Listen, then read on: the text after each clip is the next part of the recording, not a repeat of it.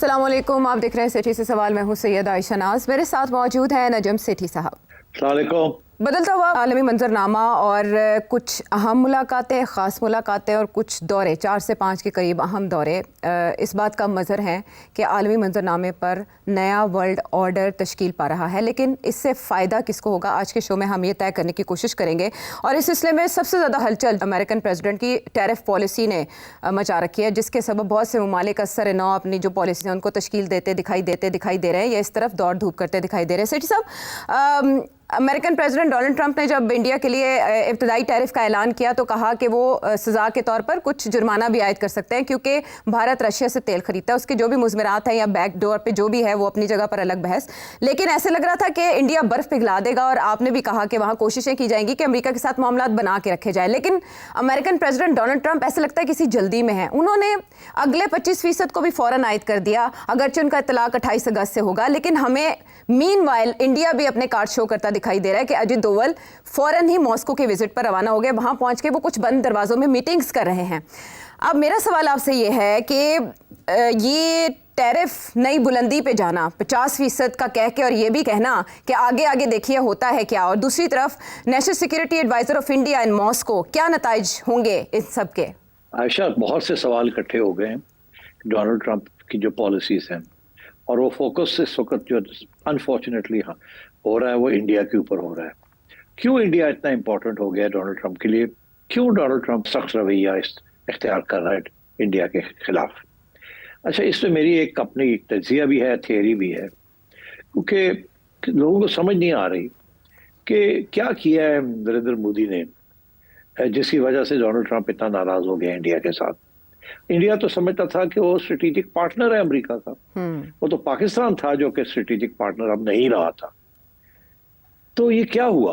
क्यों इंडिया, और इंडिया के अंदर भी ये सारे सवाल ये पूछ रहे हैं कि हुआ क्या? वो they're in a state of shock. वो तो समझते थे कि क्वाड के अंदर जाके और नरेंद्र मोदी ने अमेरिका जाके डोनाल्ड ट्रंप को जीत लिया और we are favoured ally now. और बिल्कुल उल्टा हो गया, और अभी तक कोई अच्छा एक्सप्लेनेशन मिला नहीं कि वजह क्या है, क्यों इंडिया के ऊपर इतनी सख्ती की जा रही है। अच्छा, अब मेरा इसमें एक थियरी ये है कि एक्चुअली डोनाल्ड ट्रंप के 3 एजेंडा आइटम्स थे। पहला तो था मागा, मेक अमेरिका ग्रेट अगेन, कि जी move in manufacturing industry back to America, give more American jobs, number 1। Number 2, end forever wars. ये जो जंगें चल रही थी जो कभी खत्म भी नहीं होती थी, जिसमें ये यूक्रेन की जंग, इजराइल की जंग, और भी जंगें, इंडिया पाकिस्तान की जंग, उसका ये एजेंडा आइटम था कि इनको खत्म करना है मैंने। I will and forever Wars. और तीसरा ये था कि अमेरिकन फिस्कल डिफिसिट जो है उसको कम करना है, और उसकी एक one reason for that, America की डेट प्रोफाइल बड़ी बढ़ रही है। ये जो ट्रेड सरप्लसेस हैं लोगों के अमेरिका के खिलाफ जो कि डॉलर को कमजोर करते हैं, उनको खत्म करना था या कम करना था। ये 3 उसके आइटम्स हैं। अब इंडिया इसमें कैसे आ गया, किस जगह पे आके फंस गया?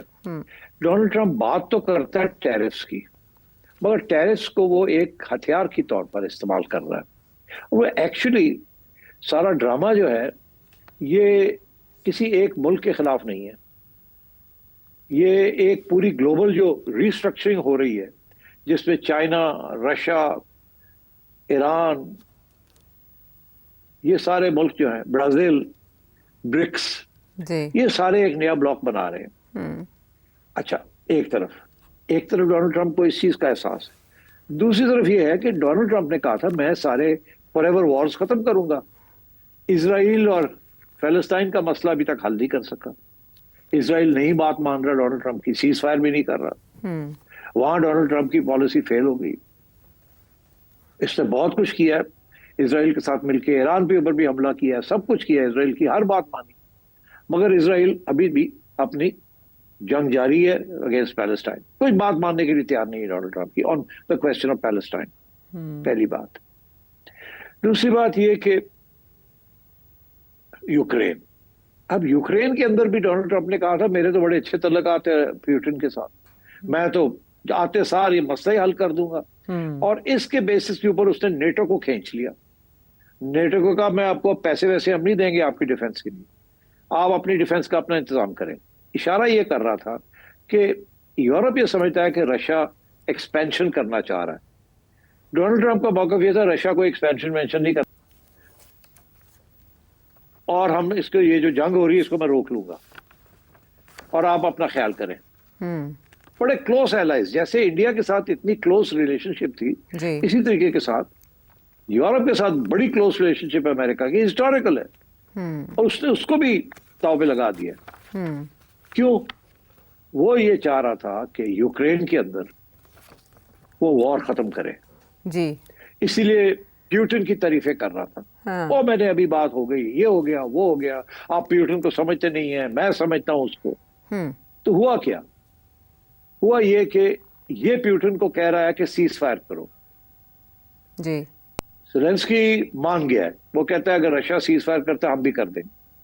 प्यूटन नहीं बात मान रहा।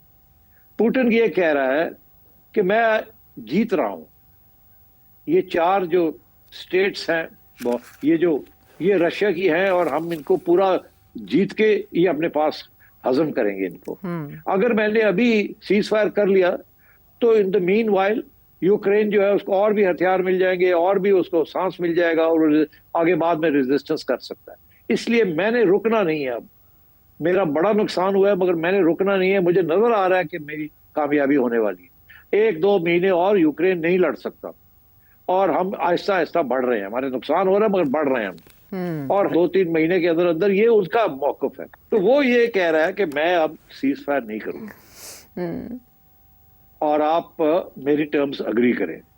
क्या टर्म्स है उसकी? कहता है पहली बात तो ये है कि ये सारे 4 इलाके जो हैं ये मुझे दे दे। दूसरी बात ये है कि जो क्रीमिया मैंने पहले हजम किया था उसको तस्लीम कर ले कि वो भी हमारा हिस्सा है। तीसरी बात ये है कि इसके बाद नेटो में नहीं जाएगा, मान ले कि नेटो में नहीं जाएगा। अच्छा। और चौथी बात ये है, और ये यूरोपियंस भी मान ले इस बात को कि अब ये नेटो शेटो में नहीं, नेटो यहाँ आके नहीं बैठेगा। और चौथी आखिरी बात ये है कि यूक्रेन अपने डिसआर्म कर देगा अपने आप को, ताकि आगे से कभी हमारे साथ जंग ही ना कर सके। ये एक बफर जोन बन जाएगी between the countries of Europe and Russia. और ये हमेशा यूक्रेन का ये रोल रहा है हिस्टोरिकली, यही वो कहता है। अच्छा, अब ये मानने के लिए यूरोपियंस मानने के लिए तैयार नहीं है, डोनाल्ड ट्रंप मानने के लिए तैयार है। वो कहता है अभी सीज फायर करो। अब क्योंकि पुतिन मान नहीं रहा जी। तो डोनाल्ड ट्रंप पहले तो इजराइल नहीं मान रहा जो कि इसका बेस्ट फ्रेंड था, जिसके लिए इसने क्या नहीं किया, ईरान के ऊपर हमला कर दिया। इजराइल नेतान्याहू अभी भी मान नहीं रहा इसकी बात। सीज फायर, हॉस्टेजेस, ये वो सब खत्म करें जी। और 2 स्टेट सोल्यूशन, अब्राहम अकॉर्ड के लिए मेरे लिए रास्ते खोलें। वो रास्ते खुल नहीं रहे हैं। सऊदी अरेबिया और बाकी मुस्लिम ममालिक कह रहे हैं जी हम कैसे आगे बढ़े, इजराइल ही नहीं आगे बढ़ने दे रहा। तो एक तो वहां फेल हो गया, अब यूक्रेन में भी फेल हो गया जी। अच्छा, अब उसके लिए तो ये बहुत बड़ा सेटबैक है जी। इसलिए उसने अब इंडिया के ऊपर प्रेशर ये डाला है तेल का। एक्चुअली वो इंडिया के ऊपर नहीं है, वो रशिया के ऊपर प्रेशर है। वो रशिया को थ्रेटन कर रहा है कि मैं तुम्हारे ऊपर सैंक्शंस लगा दूं। आगे से रशिया का जवाब ही आता है लगा दो, हमारे ऊपर क्या सैंक्शंस लगाओगे, हम तो वैसे ही हमें जरूरत नहीं है बहुत सी चीजों की। We are not concerned about sanctions, जितने हैं हम उसको चला रहे हैं काम। अब वो चाइना को रोक नहीं सकता बिकॉज चाइना भी तेल ले रहा है। इंडिया 35 to 38% अपनी रिक्वायरमेंट जो है वो रूस से लेता है। तो वो अब इंडिया के ऊपर प्रेशर डाल रहा है कि तुम तेल लेना बंद करो ताकि रशिया के ऊपर प्रेशर पड़े, ये किस्म का इनडायरेक्ट सैंक्शन। और रशिया जो है फिर हमारे साथ बात करे on ending the war in Ukraine. ये this is his approach. India के खिलाफ नहीं है वो, he is using India to approach Russia. और रशिया को ये कह रहा है कि हम इंडिया को रोकेंगे from buying oil from you और आप हमारी बात माने। इंडिया इन द मीनवाइल फंस गया, उसको समझ नहीं आ रही कि यार सानू कैसे फंसाता है। इसीलिए दोबार भागा गया है रशिया कि जी हम तो बिल्कुल ठीक है, हम बर्दाश्त कर लेंगे ये जो उसने किया है, मगर हम आपसे तेल लेते रहेंगे। अच्छा। क्योंकि रशिया के साथ तेल लेना is very important for them. उसकी वजह यह है कि रशिया से तेल जो वो खरीदते हैं वो रशिया के लिए बहुत इंपॉर्टेंट है। फिर रशिया उनको एयरक्राफ्ट 5th जनरेशन एयरक्राफ्ट देने हैं उसने, रशियन वो अमेरिका से तो इन्होंने लेने नहीं है, वो बहुत महंगे हैं। तो रशिया के साथ इंडिया के बड़े पुराने तल्लुकात हैं और वो छोड़ना नहीं चाहता, इसलिए इंडिया को टाइट कर रहा है to put pressure on Russia. अच्छा, मेरा ये मौकफ है कि जिस दिन रशिया और इनकी आपस में सेटलमेंट हो गई तो Russia in return for the settlement in Ukraine जो भी होगी ये कहेगा कि आप हमारी ऑयल एक्सपोर्ट्स के ऊपर कोई पाबंदी नहीं लगाएंगे, विच मीन्स कि इंडिया को फिर नहीं रोका जाएगा from buying oil from Russia. तो मैं ये समझता हूं कि ये एक टेम्पररी फेज है। जिस दिन यूक्रेन में सेटलमेंट होती है बिटवीन पुतिन एंड ट्रंप, उस दिन इंडिया से प्रेशर हट जाएगा। ये जो है ना तेल वाला प्रेशर। सो आई थिंक इसीलिए I don't think India should be to worried. They should, वो अपने डट के बैठे रहे, बिकॉज जो रियल इश्यू है वो इंडिया नहीं है। वो रियल इश्यू जो है वो चाइना एंड रशिया है। चाइना के साथ तो वो अलग बायलैटरली वो लगे हुए ऊपर नीचे होने, मगर जो रशिया है उसका क्योंकि इन्वॉल्वमेंट इन यूक्रेन है and Ukraine is very important as a forever ending non ending war, उसको खत्म करना है, उसकी क्रेडिट लेनी है। अब इसके साथ ताल्लुक बनता है, इसके साथ ताल्लुक बनता है नोबेल प्राइज का। अब डोनाल्ड ट्रंप की प्रेस सेक्रेटरी ने खुद कहा है कि जी डोनाल्ड ट्रंप को नोबेल प्राइज मिलना चाहिए। क्यों? क्योंकि उन्होंने रवांडा का बंद कर दिया, उधर बंद कर दिया, इंडिया पाकिस्तान का बंद कर दिया, मगर वो अभी तक ये नहीं कह सकते कि यूक्रेन और का बंद किया और पैलेस्टाइन में बंद किया। उनको बड़ी सख्त जरूरत है फॉर एंडिंग दीज वॉर्स, और वो वॉर्स के रास्ते में खड़ा है एक नेतन्याहू और एक रशिया। अब नेतन्याहू तो हाथ नहीं लगा सकता because of the Israel lobby, right, तो वहां तो उसके ऑप्शंस आर लिमिटेड। मगर ये यूक्रेन वाला तो बहुत बड़ी चीज है उसके लिए। अगर ये उसने वॉर एंड कर दिया और सेटलमेंट करवा दी between NATO and Ukraine and Russia, तो it will be a big feather in his cap. फिर वो नोबेल प्राइज की तरफ जा सकता है। ठीक, मेरी बात समझे? उसको नोबेल प्राइज के पीछे पड़ा हुआ है वो, इसीलिए पाकिस्तान ने समझ ली थी ये बात, और सबसे पहले पाकिस्तान ने खड़े होकर कह दिया नोबेल प्राइज। किसी ने पाकिस्तान के कान में ये बात डाल दी थी कि ये रास्ता है। अभी इंडिया ने ये नहीं किया। इंडिया अपनी वो प्राइड के अंदर ही रह गया कि हम क्यों करें, क्यों? वो कहता था मैंने जंग बंद कराई है, ये कहते थे नहीं तुम, हम तो तुम्हारी बात नहीं, हमने तो खुद जंग बंद की है। आज इंडिया ये बात मान जाए कि हाँ हाँ डोनाल्ड ट्रंप ने ये बात, ये डोनाल्ड ट्रंप ने ही की थी ये सारी सेटलमेंट जैसे पाकिस्तान ने की है, और हम भी चाहते हैं कि जी इसको नोबेल प्राइज मिले बिकॉज हम तो बड़े खतरनाक रास्ते पे चढ़ गए, तो इंडिया के ऊपर प्रेशर खत्म हो जाएगा। तो इंडिया को समझ नहीं आई हुआ क्या उसके साथ, और Donald Trump is only interested in getting the Nobel prize. उसके लिए रास्ता है एंडिंग द वॉर्स, और वो वॉर्स जो हैं they are Ukraine and Palestine. India Pakistan का तो वो ऑलरेडी कह चुका है 28 दफा, 29 दफा, 30 दफा। वो कहता है इंडिया माने या ना माने, वो कहता जा रहा है, उसे इशारा कर रहा है कि यार तुम भी मान जाओ, तुम क्यों नहीं मान रहे? और वो नरेंद्र मोदी फंस गया वो जो इंडिया का एक बना हुआ है we are a great power, हमें कौन कह सकता है, ये है वो है। तो उन्होंने मिसकैलकुलेशन की है। तो this is my theory that I don't think कि इंडिया के ऊपर वो टेम्परेरली वो प्रेशर डालेगा कि तेल बंद करें। जब इंडिया तेल नहीं बंद करेगा तो वो कोई प्रेशर थोड़ी देर के लिए रहेगा, उसके बाद खत्म हो जाएगा। और दूसरी बात ये है कि सेटलमेंट होगी रशिया के साथ और वो यूक्रेन, उसके बाद ये सारा मामला इंडिया का खत्म हो जाएगा, कोई इशू नहीं रहेगा। बाकी वो जो ट्रंप ने जो रेसिप्रोकल टैरिफ्स लगाए हैं वो अपनी जगह पे रहेंगे। ये जो पेनल्टी लगा रहा है ना on the Russian oil, this will and. ठीक है, when that happens. Okay, ये कड़ियों से कड़ियाँ बड़ी अच्छी मिलाई हैं, उससे बहुत से क्लूज मिल गए हैं कि आगे सिचुएशन किस तरफ जाएगी, और ये कि अमेरिकन प्रेसिडेंट डोनाल्ड ट्रंप इस टैरिफ के जरिए अपनी खारिजा पॉलिसी के अहदाफ तय कर रहे हैं। बेसिकली उनका मकसद ये है। लेकिन आपने जिस तरफ इशारा किया कि ये आर्जी मुश्किल है इंडिया के लिए, जो 2 हाथियों की लड़ाई में या 3 हाथियों की लड़ाई में कुचला जा रहा है, तो उसके लिए जो आसानी की मंजिल है सेठी साहब, उसका इशारा क्या आपको भी इस तरह मिलता है कि अमारात के सदर उन्होंने रशियन प्रेसिडेंट पुतिन से मुलाकात की है मॉस्को में, और वहाँ ये बात हुई है, इशारा दिया गया है कि अमेरिकन प्रेसिडेंट ट्रंप के साथ यूएई में मुलाकात हो सकती है, क्योंकि एक तरफ स्टीव विटकॉफ वो भी मिलके गए पुतिन से, जिसमें ये बात हुई कि अमेरिकन प्रेसिडेंट के साथ मुलाकात करनी चाहिए। तो जब ये अगले हफ्ते तक तकरीबन ये मुलाकात होती है और यूएई के ताउन से होती है, तो आपको लगता है ये तलवार हट जाएगी इंडिया के सर से? देखिए इतनी जल्दी नहीं होगा। ये पुतिन की और डोनाल्ड ट्रंप की मीटिंग तो काफी अरसे से शेड्यूल्ड है, मगर हो नहीं रही थी बिकॉज वो पहले जो behind the scenes back channels के जरिए पहले बातें जो तय होती है वो अभी तक तय नहीं हुई थी। मीटिंग्स बड़े लोगों की होती हैं जब कुछ चीजें पहले तय हो जाएं, फिर जाके मीटिंग होती है ताकि ये ना लगे कि फेल हो गई मीटिंग। इसीलिए उसने विटकॉफ को पहले भेज दिया। अब उस विटकॉफ ने जाके जो बातें वहां रूस में की हैं वो थोड़ी पॉजिटिव निकली हैं वहां से। इसीलिए अब वो भी कह रहे हैं, अमेरिकन भी कह रहे हैं कि हाँ हमारी मीटिंग होगी, और रशियंस भी कह रहे हैं हाँ वी आर ओके। और दुबई वाले फौरन पहुंच गए हैं कि हाँ। हमारे यहाँ करें। वो सब वो नहीं चाहते कि कतर में हो। वो उनका आपस में कतर और दुबई का इश्यू है, अच्छा। क्योंकि Qatar was the basic place जहां से अमेरिकन ने तालिबान के साथ नेगोशिएशन की थी, और जी। Qatar played a very important role at that time. UAE चाहता है कि वो भी रोल जो है वो हमारे यहाँ आ जाए। तो वो ये चाह रहे हैं कि आगे भी जो कुछ होना है वो दुबई में हो। दुबई को भी वो एक सेंट्रल फिगर बनाना चाह रहे हैं। तो सिर्फ सिर्फ क्रिकेट नहीं है, politics also is now coming to Dubai. क्योंकि देखिए इस वक्त दुबई ने अपने एयरपोर्ट्स खोल दिए हैं, अपनी लैंड प्रॉपर्टीज खोल दी हैं, अपने पासपोर्ट्स खोल दिए हैं, और इसराइल से जो टूरिस्ट आ रहे हैं और जो जमीन वहां खरीद रहे हैं दुबई के अंदर, it's a very important development taking place in Dubai. Dubai property values etcetera, अब सऊदी अरेबिया से तो जो आ रहे थे वो तो अब इतने नहीं आ रहे, मगर जो इसराइल से जो आने शुरू हो गए हैं लोग, because they think this is a good place. तो इसलिए आई थिंक ये वो कहने गए थे कि we are ready to host you. अच्छा, और आप कह रहे और हैं कि आप जल्दी इधर उधर ना नताइज। जाइए आप। ओके। हाँ, आप इधर उधर ना जाए, हमारे यहाँ आए। मगर जल्दी नताइज नहीं होंगे, मामला बड़ा टेढ़ा है।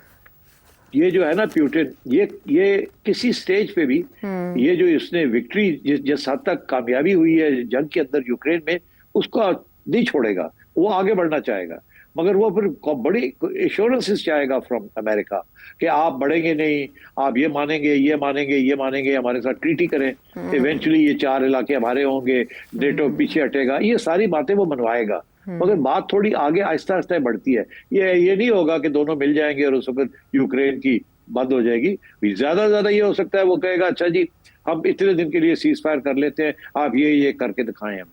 मगर ये इतनी जल्दी सेटल नहीं होगा। हो जाएगा, इवेंचुअली हो जाएगा, because Russia is winning and Ukraine के अंदर, and Zelensky and NATO are losing. तो इसलिए डोनाल्ड ट्रंप को भी थोड़ा रियलिस्टिक होना पड़ेगा। बट वो चाहता है कि लूली लंगड़ी जिस किस्म की भी सीज फायर हो जाए, मैं कम अज कम ये कह सकूं कि मैंने जंग को रुकवा दिया। और इसमें वो जितना टाइम दे रहे हैं उस टाइम में रेत हाथों से खिसकती जा रही है, वक्त निकलता जा रहा है और काफ़ी ज़्यादा डैमेज हो जाता है। जैसे भारत को कोई ना कोई रास्ता लेना पड़ रहा है सिचुएशन में कि 25 से 50% तक चला गया टैरिफ, और उनकी जो अपनी ट्रेड मार्केट्स हैं वो बेचारी इस वक्त परेशान है कि किस तरफ को जाएं। तो अजीत डोवल चले गए मॉस्को, और उसके बाद जयशंकर साहब का भी इस मंथ के एंड पे विजिट है scheduled for Russia. Meanwhile Narendra Modi ji का कहा जा रहा है कि वो अब बीजिंग जाएंगे 31 अगस्त को जो शेड्यूल है एससीओ कॉन्फ्रेंस। सो ये भी तो एक पॉसिबिलिटी है। जो आपके नाज़िर हैं आपके शो के आसिफ शेख साहब आयरलैंड से, वो भी ये जानना चाह रहे थे कि ऐसे हो सकता है कि सिचुएशन का फ़ायदा रशिया उठाए और चाइना को, इंडिया को एक टेबल पे बिठा के साथ खुद भी बैठ जाए और कोशिश करे कि अमेरिकन कैंप से इंडिया निकल ही जाए। देखिए इंडिया के ऊपर तो ऑलरेडी बड़ा प्रेशर है ना फ्रॉम डोमेस्टिक, कि बिट्रे किया है अमेरिका ने। तो अमेरिका के साथ तो बैठना जो है बड़ी खतरनाक बात है। आप बहुत से लोग इंडिया में ये कह रहे हैं कि आप चाइना के साथ अपने तल्लुकात ठीक करें। एक तो ये कि आप थोड़ा सा प्रेशर पड़ेगा अमेरिका के ऊपर कि अगर अच्छा आप हमें टाइट कर रहे हैं, हम जाके चाइना से सलाम दुआ ले लेते हैं। तो एक तो ये है, इसीलिए नरेंद्र मोदी ने सोचा कि मैं जाऊं वहाँ और कम से कम उसको न्यूट्रलाइज करूं चाइना को। तो चाइना भी तो एंटी इंडिया है ना इस वक्त, चाइना इज प्रो पाकिस्तान। तो थोड़ा सा मैं वहाँ जाके उनसे भी बात करूं। और इसी तरीके के साथ एससीओ के अंदर वहां भी तो सारे बैठे हुए हैं ना, एंटी अमेरिकन लॉबी बैठी हुई है एससीओ में। अब इंडिया भी वहां जाएगा तो वो भी प्रेशर है, वहां भी इंडिया जो है ना उनके साथ देगा। This is a message for Donald Trump कि यू नो तुम ये कर तो लो, मगर at the end of the day वो जो ग्रेटर गेम है उसके ऊपर हमें हम आपका साथ छोड़ देंगे, हम भी अपने रास्ते निकालेंगे, कहीं ना कहीं न्यूट्रलाइज करेंगे अपने लोगों को। तो I think India foreign policy जैसे कहते हैं ना, जबरदस्ती उनको रिव्यू करनी पड़ रही है। और बड़े लोग इंडिया में ये कह रहे हैं कि यार आपने चाइना के साथ क्या पंगा लिया, छोड़े चाइना को न्यूट्रलाइज करें, ताकि पाकिस्तान, जैसे पाकिस्तान के अंदर कुछ लोग हैं वो कहते हैं इसराइल को न्यूट्रलाइज करें, इस तरीके से इंडिया के अंदर लोग हैं जो कहते हैं चाइना को न्यूट्रलाइज करें और अमेरिका के कैंप में मत जाए, वहां देखें आपके साथ क्या हुआ। तो मैं ये समझता हूँ कि इंडिया कभी भी चाइना के साथ वो दोस्ती स्ट्रेटेजिक नहीं होगी जो पाकिस्तान की है। ये भी एक सवाल था कि जी क्या पाकिस्तान के ऊपर क्या इसका नेगेटिव इम्पैक्ट हो सकता है, मैं नहीं समझता। चाइना क्या, all fair weather friend is Pakistan and vice versa. मगर इंडिया के जो बॉर्डर एरियाज हैं उसके लिए इश्यूज, और प्लस इंडिया की बड़ी तजारत है with China. India runs a big, China runs a big surplus with India. और फिर ये जो है कि चाइना के ऊपर जब प्रेशर पड़ रहा है इतना, तो लोग वहां से इन्वेस्टमेंट, फॉरेन इन्वेस्टमेंट बंद करके तो वो या इंडिया में आएंगे या पाकिस्तान में जाएंगे या कैम्बोडिया में जाएंगे या अपनी अपनी फैक्ट्रियां उठा उठा के वहां से जाएंगे ना कहीं। तो सारे तो उठ के नहीं चले जाएंगे ना अमेरिका वापस। ऑलरेडी इंडिया के ऊपर झटका लगा है अभी, और चाइना के ऊपर झटका लगा है, और अमेरिकन बायर्स जो हैं वो पाकिस्तान, कैम्बोडिया, बांग्लादेश टेलीफोन करने शुरू कर दिए उन्होंने कि हमें ये चाहिए, हमें बताएं कैसे देंगे, ये करेंगे। वो भी सोच रहे हैं कि यार ये बड़े अनस्टेबल सिचुएशन चल रही है, हम अपनी सप्लाई लाइंस को ठीक करें। बाकी मैं आपको एक बात बता दूं, ये जो सारा टैरिफ का इस्तेमाल कर रहा है ना, ये आखिर में आके डोनाल्ड ट्रंप को बैकफुट पे जाना पड़ेगा। क्योंकि एक चीज इसके साथ होगी, अगर ये 100% इम्प्लीमेंट करता है अपना टैरिफ पॉलिटिकल एजेंडा टैरिफ के जरिए, तो फिर जो सामान अमेरिका में जा रहा है वो महंगा हो जाएगा। अमेरिका की सारी इंपोर्ट्स सब चाइना, इंडिया, पाकिस्तान, बांग्लादेश सारी महंगी हो जाएंगी। उसके साथ वहां इन्फ्लेशन हो जाएगी, और वो इन्फ्लेशन होगी वो गरीब लोगों को और मिडिल क्लास को हिट करेगी, जो कि जिनको आदत है सारे साल में 1% 2% इन्फ्लेशन होती है वहाँ। तो सारी चीजें, कंज्यूमर गुड्स महंगे हो जाएंगे और लोगों की जेबें कटनी शुरू हो जाएगी बिकॉज ऑफ महंगाई। तो ये डोनाल्ड ट्रंप अफोर्ड नहीं कर सकता, कोई प्रेसिडेंट, प्राइम मिनिस्टर, कोई महंगाई अफोर्ड नहीं कर सकता आवाम के लिए। सो आई थिंक ये अभी झटके मार रहा है, बट इन द एंड आपने देखा जब कॉम्प्रोमाइज कर लेता है कि आप रेसिप्रोकल कम कर दे, वो अब कर लेगा, मगर at the end of the day इसको एज अ पॉलिटिकल वेपन मैं नहीं समझता इस्तेमाल कर सकेगा। काउंटर प्रोडक्टिव भी हो सकता है अमेरिकन प्रेसिडेंट डोनाल्ड ट्रंप की टैरिफ पॉलिसी, और इस बात का उन्हें आने वाले दिनों में अंदाज़ा हो सकता है। दूसरी तरफ ब्रिक्स में हम देख रहे हैं कि ब्रेंड ने बुध के रोज़ ये कहा है कि वो गुफ्तगू का आगाज़ करना चाहेंगे ब्रिक्स में कि डोनाल्ड ट्रंप की इस टैरिफ पॉलिसी का मुकाबला कैसे किया जाए। तो इंटरेस्टिंग टाइम्स अहेड। ब्रेक के बाद आते हैं वापस।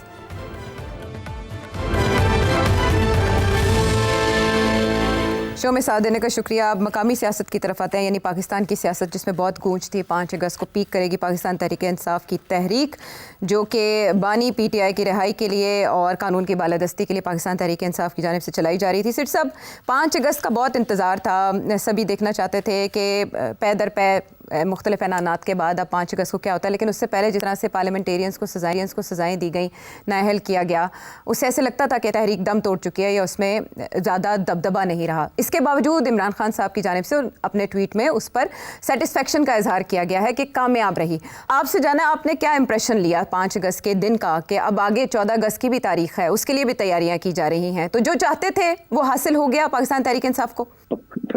तहरीक इंसाफ वाले क्या चाहते हैं? वो जो चाहते हैं वो तो हो नहीं रहा।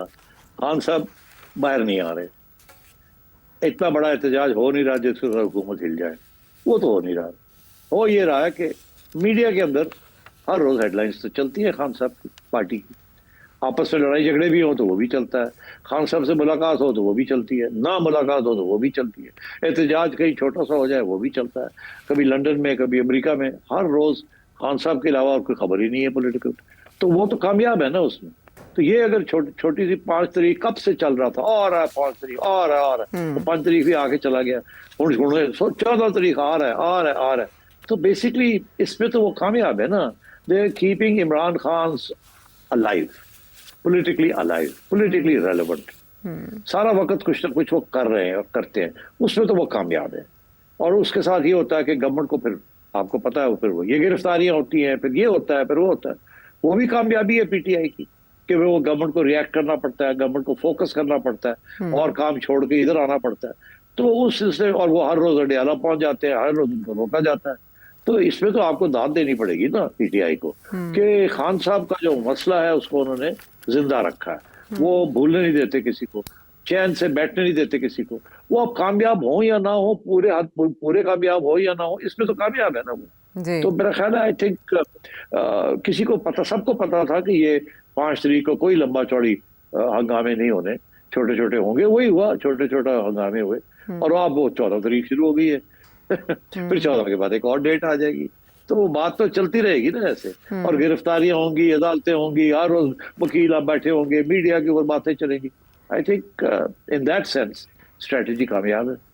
ठीक है। अच्छा सिट साहब, इस पे फवाद चौधरी साहब ने तो इस मौजूदा क़यादत पे बहुत तनकीद की है, जिस तरह से अली अमीन गंडापुर साहब या सलमान अकरम राजा साहब ने इसको लीड किया। जी वो जहाँ रहे, फवाद चौधरी साहब तो चाह रहे हैं कि इमरान खान साहब क़यादत तब्दील कर लें अगर नतीजा मुख्तलिफ चाहते हैं। लेकिन एक और चीज़ जिस पे पार्टी के अंदर बहुत ज़्यादा इख्तलाफ देखने में आ रहा है वो है ज़िमनी इलेक्शन, जिसमें इमरान खान साहब ने तो कह दिया है कि हम अपने उम्मीदवार खड़े नहीं करेंगे जहाँ जहाँ डी-सीट किया गया। अलीमा खानम साहिबा ने यह मैसेज दिया। आपके ख्याल में ये दुरुस्त पॉलिसी है? नो, किसी इलेक्शन को बॉयकॉट नहीं करना चाहिए। हमेशा हर इलेक्शन लड़नी चाहिए, हाँ आपको पता हो कि वो रिग होगी और आपको जीतने नहीं दिया जाएगा। कम से कम एक बयानिया तो बनता है ना। अगर आप जाएंगे ही नहीं इलेक्शन लड़ने के लिए तो बयानिया कहाँ से बनेगा? तो ये तो वही बयानिया है कि हम किसी किस्म की नेगोशिएशन नहीं करेंगे, किसी किस्म का हिस्सा नहीं लेंगे, पार्लियामेंट के अंदर से रिजाइन करके बाहर आ जाएंगे। ये कोई तरीका नहीं है सियासत करने का। बहरहाल मोहतरमा बेनज़ीर भुट्टो 1985 में जब ज़ियाउल हक साहब थे तो इलेक्शन नॉन पार्टी बेसिस पे इलेक्शन होनी थी और मोहतरमा ने कहा हम नहीं पार्टी इसमें हिस्सा नहीं लेंगे। तो बाद में पछताती रही कि अगर हम ले लेते तो हम कम से कम पार्लियामेंट के अंदर आके हम कोई इफेक्टिव रोल तो प्ले अदा करते।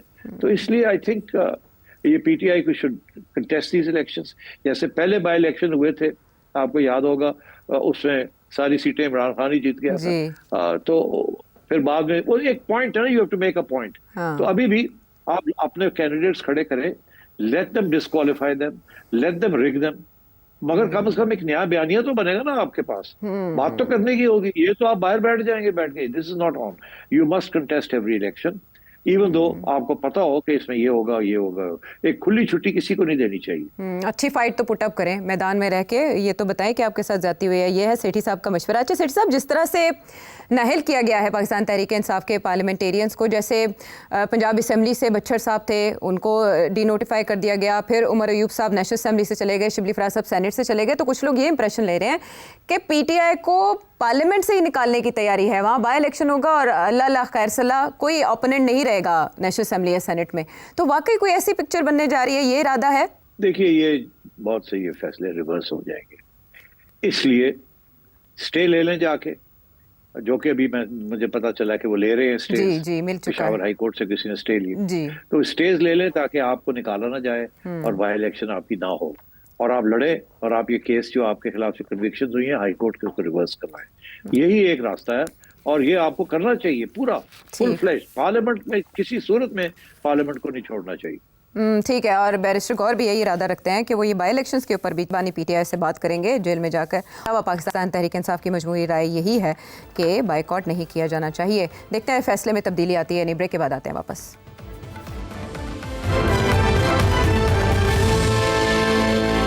शो में साथ देने का शुक्रिया। सिट साहब, पाकिस्तान की सियासत में ब्यूरोक्रेसी हमेशा ही एक कलीदी किरदार अदा करती रही है। वो अयूब खान साहब हों या बाद में इमरान खान साहब की ब्यूरोक्रेसी को राम करने की कोशिश बहुत मुश्किल होता है अगर कोई सियासतदान उनको ललकारे या उनके हवाले से कोई बात कर दे, और वो भी जो आपका डिफेंस मिनिस्टर हो। देखिए ख्वाजा साहब के एक दोस्त हैं, वो एक ज़माने में रिटर्निंग अफसर थे। ख्वाजा साहब एक डेट है, कर्जा है, उठाना है, और वो एडीसीआर हैं। अब वो एक वहाँ प्रॉपर्टी के ऊपर कोई इशू चल रहा है सियालकोट के अंदर, जिसमें एक कंपनी है, उस भाई हैं कुछ, वो कारोबार भी करते हैं, वो ज़मीन उनकी है। ख्वाजा साहब चाह रहे थे कि वो शायद ज़मीन इनको दे दी जाए। वो मसला बन रहा था और वो एडीसीआर ने जाके उनको छाप लगा दी कि जी आप करो, नहीं तो ये वो केसेस बना के उनको पकड़ के ले गए। ख्वाजा साहब बड़े नाराज हो गए, क्या हुआ है। ख्वाजा साहब ने फिर धमकियां देनी शुरू कर दी उसको रिलीज करें।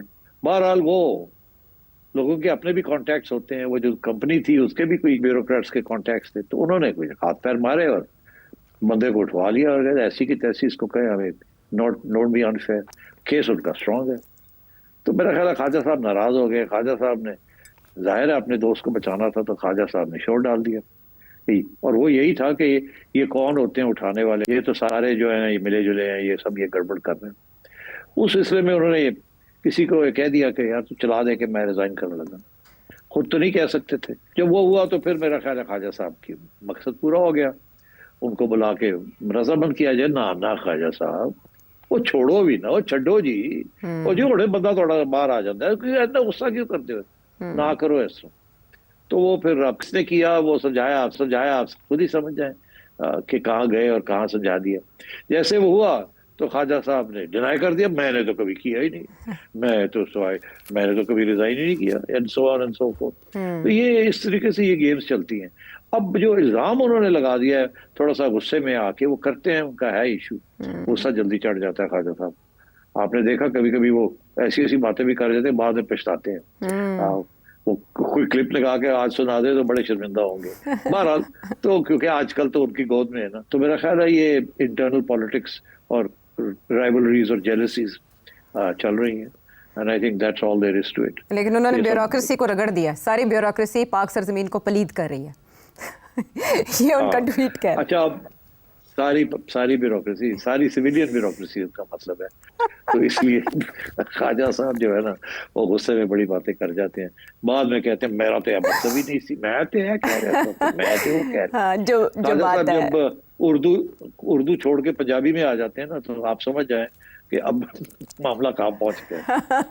लेकिन उनका पंजाबी अंदाज बहुत दिलनशीन होता है। बहरहाल उनके इस ट्वीट में 2-3 टेकअवेज थे जिस पर लोगों ने घोड़े दौड़ाने शुरू किए कि उन्होंने बुज़दार दौर के भी एक ब्यूरोक्रेट का जिक्र किया हुआ था, लोग वो भी ढूंढ के ले आए और बाकी बात सेठी साहब ने बता दी। कुछ और जानना चाहे सेठी साहब से आपने है, अगले प्रोग्राम तक के लिए इजाज़त है।